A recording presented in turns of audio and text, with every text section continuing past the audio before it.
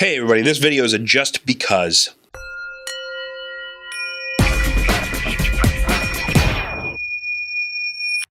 You know, I had a discussion recently with a friend of mine online who was a fundamentalist Christian, and who I had noticed was making a lot of posts about Islam, Muslims, the Islamification of America, jihad, terrorism, and we got into a discussion on religion, and his position was that his fundamental Christian religion was the best because it followed the teachings of Jesus and the Bible. And so I asked him a couple of questions. I said, is it not true that Jesus taught us to love our neighbor as ourself? He said, yes. I said, is it also not true that Jesus taught us to love our enemies?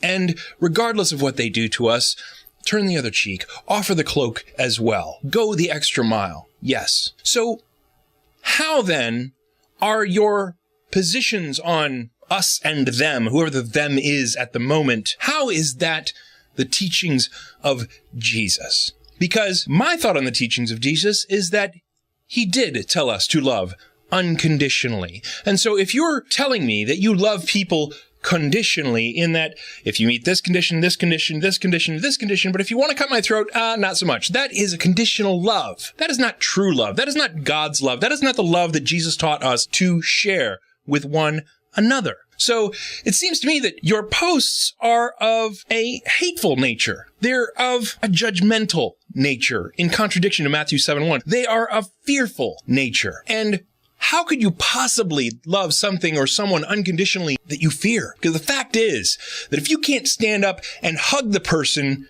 who is about to cut your throat and wish them the best life ever, you don't know shit about God. And you don't need to go to church anymore because it's not doing you any good. You're not a Christian. You're a pretender. You're not practicing Christianity. You're practicing Paulism. Paul hijacked Christianity from the very start, removing it from Jesus' real message because he never really understood it. The reality of Jesus' teachings was that divinity is found within, found easily because of the spark of life that God puts there in order for us to find it easily. So we don't have to look without, because Jesus said in the Gospel of Thomas, if you look to the skies, the birds will precede you. If you look to the ocean, the fish will precede you.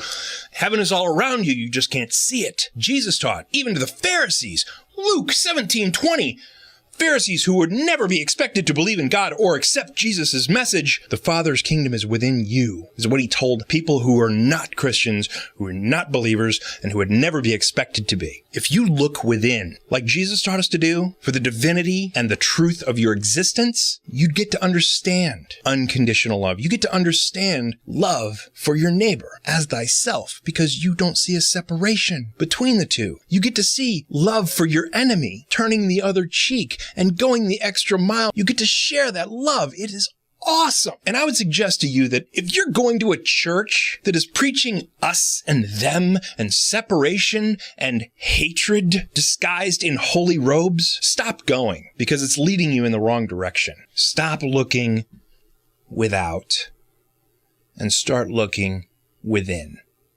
It's the closest place you'll find God, and it's where you'll discover unconditional love.